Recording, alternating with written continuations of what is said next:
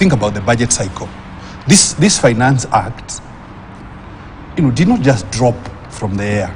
No. It goes back to the budget cycle. Way back in February, we were already warning and highlighting to this regime that the way you're going to get into trouble. If you go back to the budget policy statement in February, we're not talking about now, where government, the regime is saying, we are going to increase expenditure, okay? And we are going to increase it by nearly 400 billion. Now, of course, if you increase expenditure, you have to finance it from some place. Yeah. Now, and of course you say, okay, why do you need to increase expenditure? Correct. For what? For what purpose? Yeah. And I give you one example. The Ministry of Health here in Nairobi has an increment in the budget of about 35 billion shillings.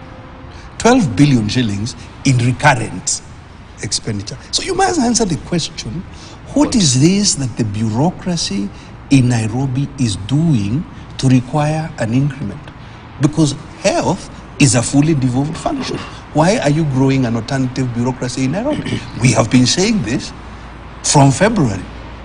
Now, the way the regime responded was in fact to co-opt parliamentarians who are elected into the opposition, and they are co-opting illegally.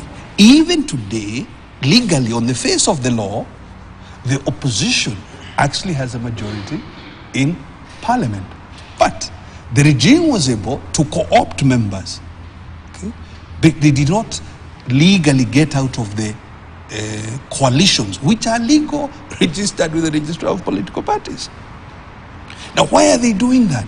In order to afford themselves the opportunity to pass whatever draconian measures they want to take. We have presented to the Republic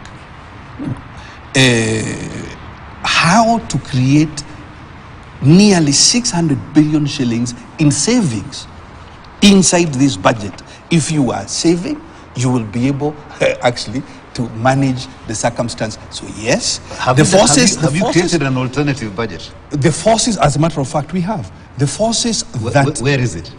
Well, look, because I haven't seen it. Fair enough. You want it documented.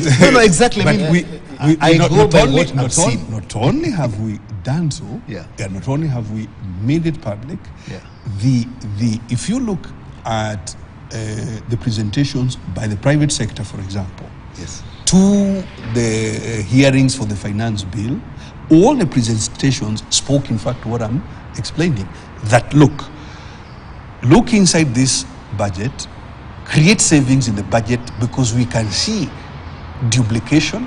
So national government attempting to do the things that are already devolved. Is asking you a very pointed question. No, hold on.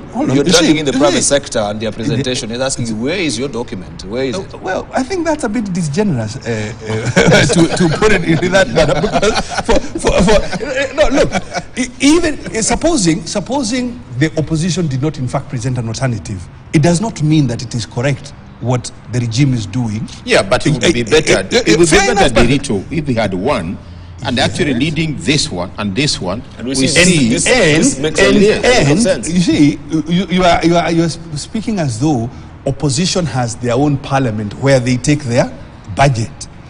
If you look at our presentations inside parliament, if you look at our presentations to the Republic, we have pointed out where and have just given you an example right now with specific figures. So I'm not sure which of me. I've said for you an example. Simply, Ministry of Health.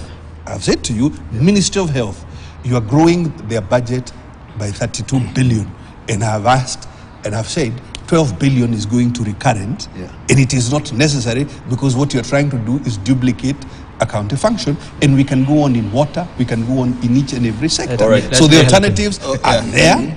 The alternatives are there. What I want Bill wants to help. What I call a mandamano budget. Let me help. This is the one I'm going on mandamano with. And there's a certain way the government goes through the ministry to make their budget. You gave us the template. Patrick, with the people